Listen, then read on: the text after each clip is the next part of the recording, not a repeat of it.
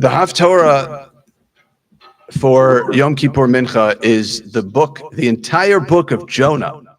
So we're gonna go through and we're gonna talk about it less than reading it. In fact, instead of reading it, hopefully you know the story. But just if you don't, we'll do a quick recap. It's like one of those, we're going into the next season. So here's what happened on this season of Jonah, right? Here's what happened on the first season of Jonah. So what happened in the story of Jonah? How does it start? Josh. Jonah that he needs to go tell Nineveh that they've been not great. Yeah, not great. That's a good way of putting it. That's a very 2024 way. Jonah's like, no thanks, and tries to run away, gets on a ship. God's like, we're going to make things unpleasant for everybody. These sailors, being superstitious, throw lots, figure out it's Jonah. Jonah's like, yeah, it's me, throw me overboard. They throw him overboard, he gets eaten by a giant fish. God says, fine, I guess.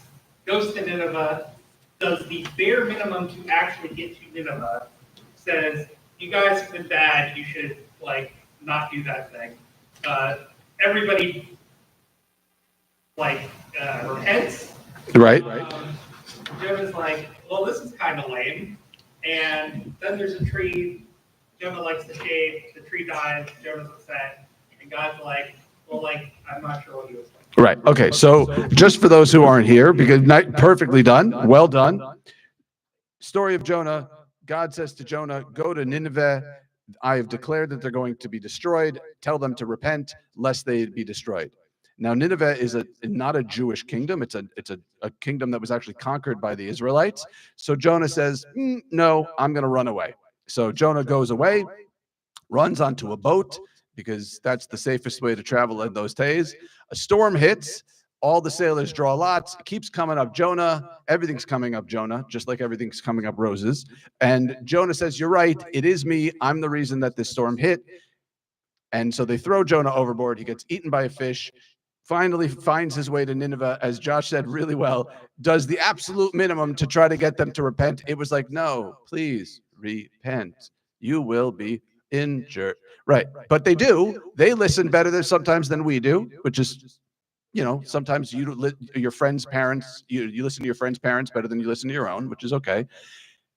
Then Jonah gets bummed and he goes to Nineveh. He does all that stuff. And then in the last chapter, Jonah's sad because people have done tshuva. People have gotten better. And so Jonah clearly wanted God to destroy Nineveh, and God says no, and Jonah's bummed, and they have a disagreement about it. So God tells Jonah to go and sit under a tree, a little sapling. Jonah enjoys the tree. He cares for it. It's like the giving tree, except he's giving to the tree, not taking from the tree. And God kills the tree. It withers, and Jonah's really bummed. More about a tree than he would have been about an entire kingdom of Nineveh. And God says, well, that tree that you had there, that was just a tree. And for me, all people are my creations. So I asked them to repent, and they did. That is, in a nutshell, the story of Jonah. So now I'm going to ask the first question. This is a participatory portion of the service. Why do we read the story of Jonah on Yom Kippur? It's about tshuva. That's a great answer. The story of Jonah is a story about tshuva. That is one reason. That is maybe arguably the first reason. Yes.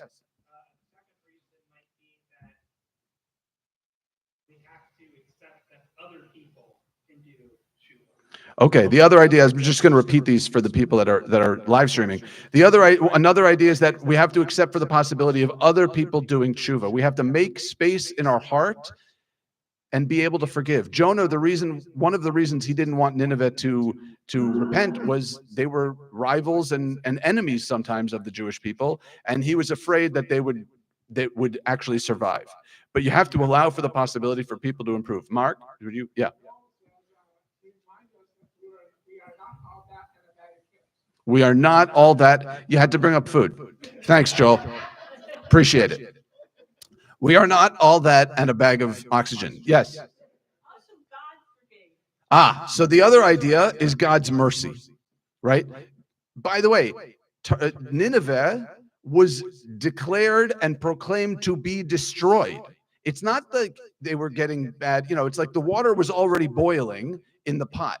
And God said, okay, now you can turn it down. Even though I've already declared that you'll be destroyed, it's still not too late. It's like a Jewish RSVP.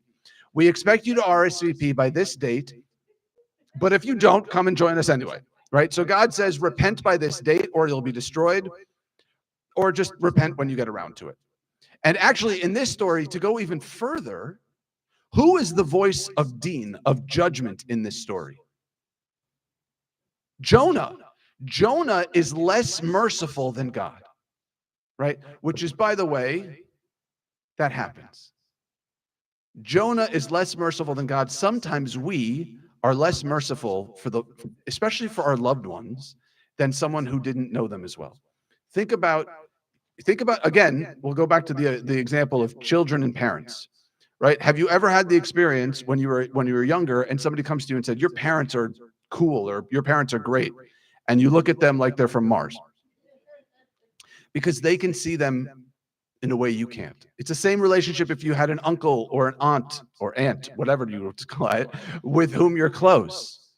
Sometimes when we can see somebody outside of our relationship to them, we can see them more completely and see them more compassionately. Jonah couldn't do that for the people of Nineveh. God could. That was God's ability. God was more merciful than Jonah.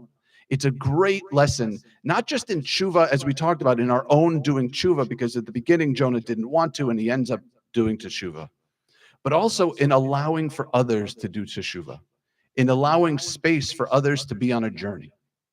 What other reasons might we read this?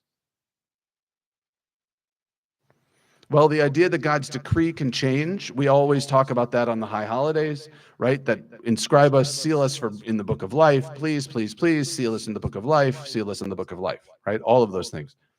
There's another one. Yeah, Cliff, were you going to say something?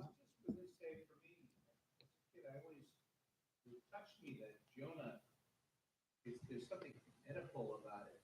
He just didn't want to do it. Like, it's not for me. And eventually it's like, yeah. So there's something Oedipal, not edible, Joel. Oedipal, as in he didn't want to do it. He tried. What he's talking about is the story of Oedipus Rex, who tried to run away from his fate and ended up sealing it by running away. Is that kind of right? So, what? Thank you very much. Going off of that, also the idea of running away, right? God's not cell phone coverage. You can't run away to an area that's not covered, right? Some of us, I don't know if anybody else had this experience a few days ago, maybe a week or two ago. Verizon was down across the country. I had SOS on my phone all day until I turned it off and reset it. God doesn't do that. You don't go to the beach or go somewhere and you're out of cell service. You can't get away. By the way, Jonah is written, it's one of the last books written in the Tanakh, in the entire Bible, the Hebrew Bible. And this story is not new. Where's the first time we see someone trying to run away from God? Before that, somebody said it. Adam and Eve. We're just gonna hide. And God says, Ayeka, where are you? Right? We cannot hide from God. There's only one answer when God says, Ayeka, where are you? It's Hineni. Here I am. Right?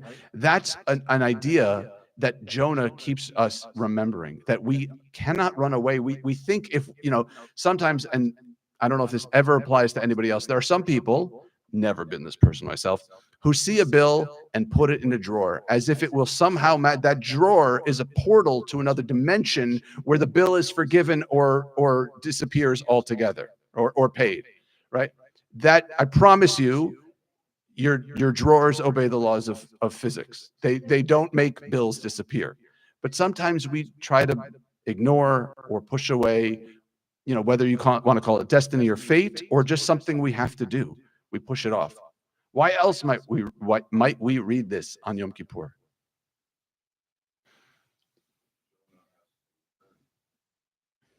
Jonah has to learn to forgive. It's not something we know automatically. Yeah. There's also another one that I want to share. If you look at chapter 4, which is on page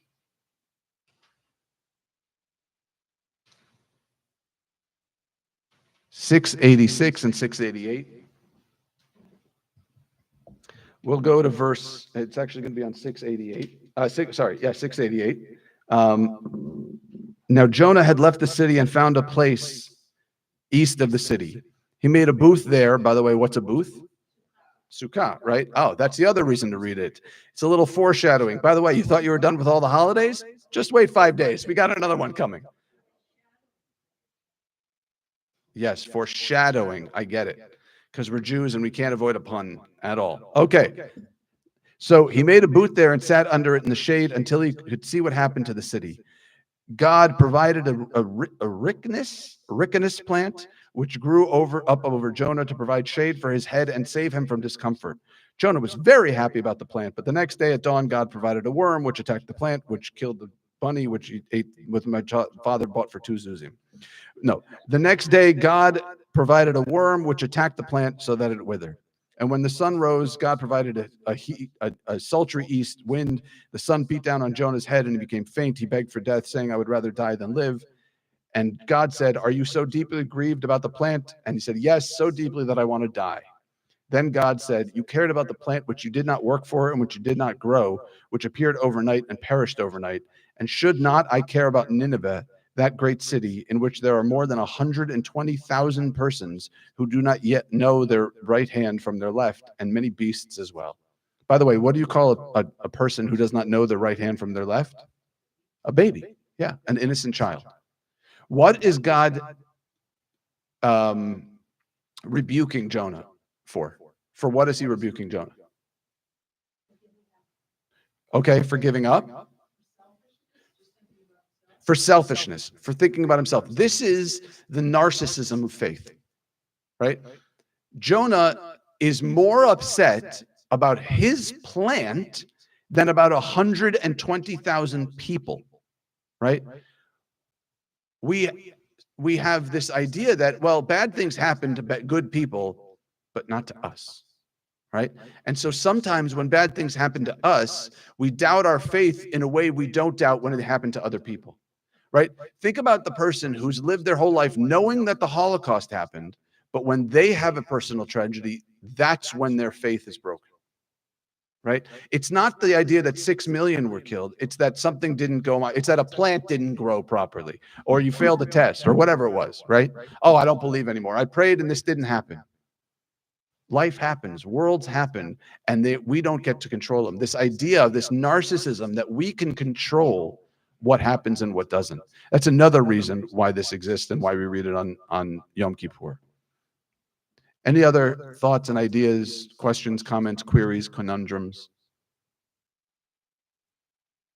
before we move on to Mincha?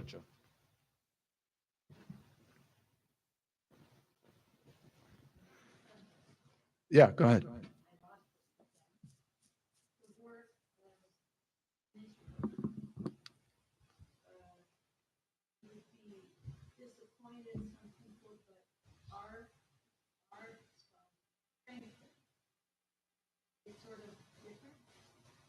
I'm not following. I'm sorry.